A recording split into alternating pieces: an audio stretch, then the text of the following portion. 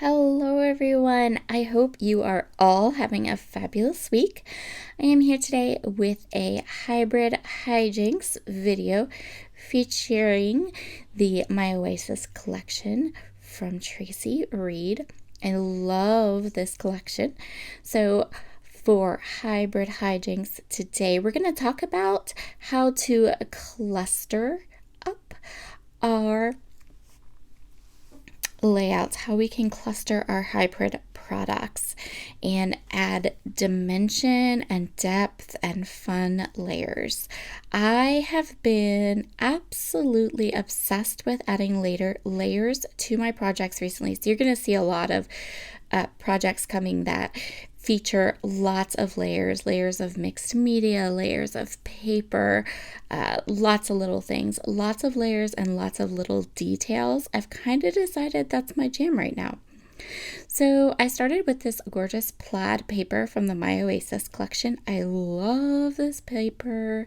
And then I have this pretty kind of peach floral pattern that I'm using, and I'm going to layer them all up. I'm going to use some Tear It tape from Spiegel Mom Scraps and just put my papers right on top of each other. I know I can reprint this peach paper 100 times if I want to, and you know what? I just might because I do really love it. So I was okay not gutting it, but if you are very conservative or you have a very tight budget, you could always gut that peach paper and you'll be just fine. I have two photos here. One is a 4x6, one is a 3x4, one is black and white, and one is color. And yep, I'm using them both on the same page. So my plan is to create this kind of grid design. I'm going to map both of my photos onto some of the Traveler's Notebook papers. These are the solid patterned Traveler's Notebook papers. They are included just with the Traveler's Notebook kit. And I will link each individual paper pack that I use from Traci's shop in the description box below for easy shopping. I love to use Traveler's Notebook papers for mats, for die cutting, for smaller elements on my 12x12 pages. I feel like it's a great way to get a lot of bang for your buck. You have all these gorgeous patterns. They come one 8.5x11 paper has two different patterns on it. You get like the whole array of patterns, and then you can go ahead and play with them however you would like. So what I'm thinking for a design is I'm going to do just a pretty straightforward grid. So I have my two photos, and then I have two 3x4 cards. I chose two cards that I could journal on because this particular set of photos has a definite story that I want to document in my 12x12 scrapbook. So I'm going to bulk up these 3x4 cards, as it were. That's what I'm calling it. It means I'm going to add lots of layers and clusters, starting just with the journaling. So this card, this bottom left section, is going to have my journaling on it, and I'm going to layer up my 3x4 card with that smaller kind of notebook ephemera piece so I can get all of my journaling all together. So I have my journaling all done, and now I'm going to layer up lots of fun things around my journaling. I'm going to use this tag. I'm going to grab some of the beautiful florals included in this collection. This collection, My Oasis, is by far one of my absolute favorite collections of Traci's. It's absolutely beautiful. I love, love, love that peachy color that's in it. It's like the most perfect peachy color ever.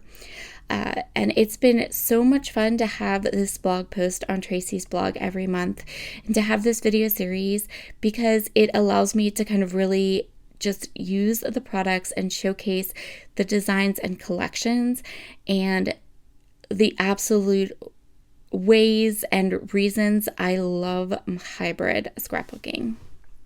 And just a huge thank you to Traci for trusting me and letting me kind of go with this. idea for these blog posts and videos, and I hope that you are all enjoying them. So I'm continuing on here, just layering. I create my clusters in kind of a very almost scientific way, right? So I have this little acronym that I use. Let's make some clusters. L stands for large, so we start with our larger pieces. In this case, our journaling spots, the tag.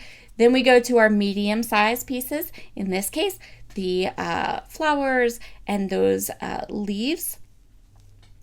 And then we go to our small pieces. And a lot of times those small pieces are going to get extra dimension with foam tape. These are the last stops on our clustering recipe, as it were. And we want those to have a bit more dimension. So we're going to add some foam tape to them.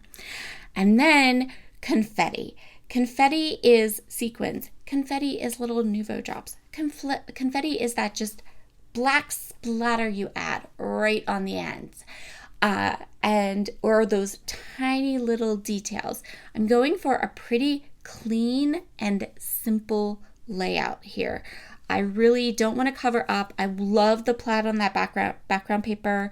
So I am using this grid design to really showcase that pattern, make sure it's really visible on my page. This isn't a layout that I want to be grungy. So in this case, the confetti or the last little pieces are going to be more of these little phrase strips that are part of the embellishments in this collection. The top right quadrant of my layout is going to have my title. Now, I know I want some pieces underneath my title. I want my title to be able to kind of interact with the other elements in this cluster. And for my title, I've already die cut and created my own dimensional alphabets. So I have lots of dies in my stash, and I got these nice, long, skinny font.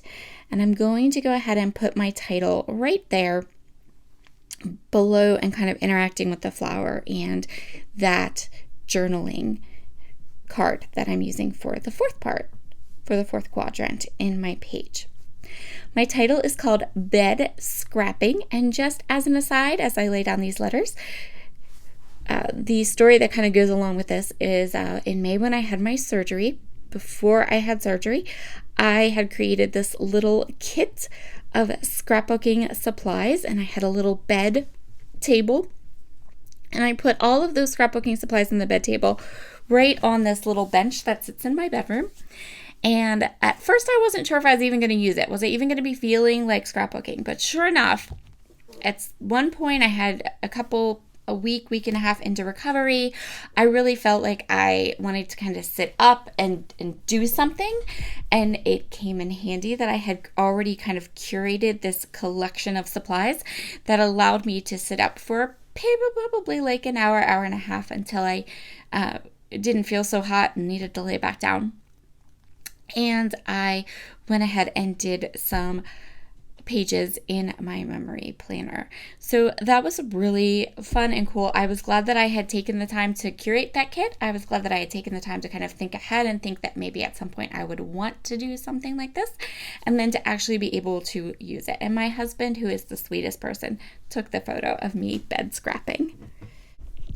I'm going to kind of end up my layout just by popping this larger flower up on foam tape. There wasn't anything that was going to be layered on top of it, and I'm using Big Mama foam tape from Spiegel Mom Scraps, which does not have a huge loft.